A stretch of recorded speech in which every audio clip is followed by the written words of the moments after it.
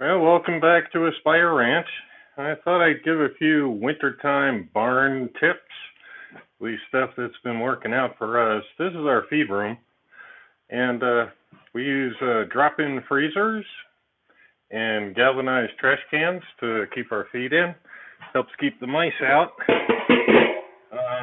The galvanized cans, while they're fairly inexpensive, are still more expensive than a free broken drop-in freezer. Actually, most folks more than happy to get rid of their drop-in freezer that's broken, and it works great for storing feed. We also have a little shelf thing there. Other thing that's real handy is take your refrigerator. This case, you do want one, I guess, that functions, because you can probably want it in the summertime. But if it doesn't function, but the light still works, this is great for keeping your fluids warm and soaking grains if you do that. While we're looking at this fly spray, I don't really want to do a whole lot of plug-in, but this fly spray is the only stuff I've come across that works all day long. They don't use chemicals. They're using natural oils like citronella and stuff like that. You could use it on yourself. You could use it on your dog. And it works all day. Now, what I did here, I just kind of disconnected the switch that turns the light off when you open the door. If you do it properly, you can put the switch back in the spring when you want this to actually work like a refrigerator. So that's been super handy, and we have not had to heat the feed room. And a handy tip for garden hoses. If you're using garden hoses to fill up your water troughs, I used to use this hose reel mounted up high in hopes that reeling it in would get most of the water out, and then using an air compressor to blow the rest of it out would keep the lines clear. But I still had problems with frozen hoses, because you will always have some water lining the inside of the hose.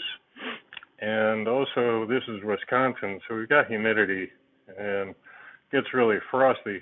So down towards the bottom here, I would end up with frozen blockages, some ice there in the hoses. So I lay them out flat. I use the air compressor for an extended period of time to blow everything out.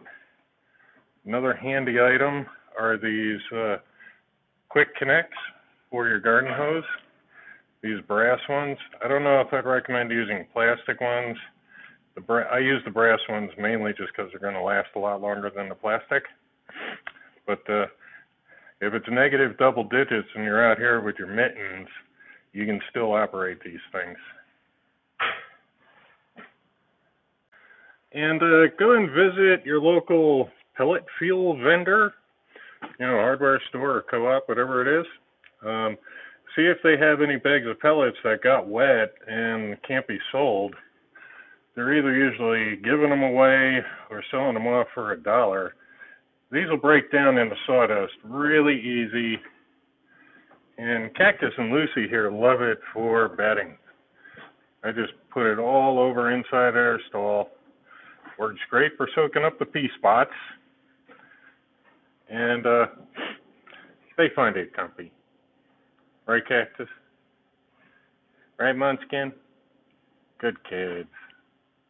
And in the kids' stall area here, we've got these 16-gallon preheated tubs. We didn't really need a big one because we just have 3 kids here in this stall. So there was no call for anything big. Plus, they're already set up for you. Now, one thing I do is I got them hooked up to this timer. And I have the timer set to be on half an hour, off half an hour. And there's a switch down here to override the timer. So, like tonight, I think, or tomorrow night, we're going to get down in negative double digits. So I may switch that to just override the timer and be on all the time.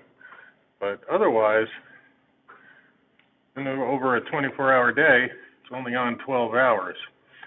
So that certainly helps on the electric bill. And quite honestly, it doesn't need to be on all the time. These water troughs have stayed perfectly fine, even down in the negative single digits. Haven't had any problems. Occasionally when the wind starts blowing, you might get a small layer of frost across the top, but they usually poke through that with their noses. So if you are looking for these tubs, that's what the label looks like, and we got ours at Tractor Supply. Now over here I have feeders set up, and I built these out of 2x6s to make them good and heavy. And they have a lid on them. Excuse me, Princess. I'm going to show everybody your feeder. So it has this grating that I basically made from livestock fencing. And this lid, pop this open for a second. You raise the lid up, and you can pull this right out and restock the hay in there very easily. It'll hold about 6 flakes. You can make yours as big as you want. And then the lid holds this grating in, so they can't pull it out. And they can just eat right through it. And we got their grain buckets mounted on the sides. And that's supposed to be Gus's, Bella's, and Digger's, but kids, they just go from feeder to feeder. And of course, every stall with a cement floor, you really got to go with the rubber mats. We've tried just using shavings. You're going to go through a lot more shavings than you'd want to. So the rubber mats, one, it's good for their feet, and also their manure does not tend to stick to it like cement. So when they go pooping on the cement and it freezes, you need a metal blade to chop it up. The rubber here doesn't really stick to it. I can go through with a nice light plastic shovel and just scoop it on out. Hiya, Gus.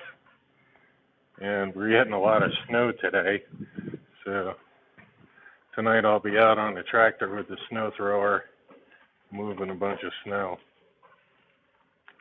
Oh, hiya, pal. All right, well, I think that's about it for now. Maybe some of this was helpful, and maybe you're just saying, yeah, I do all of that already. Later.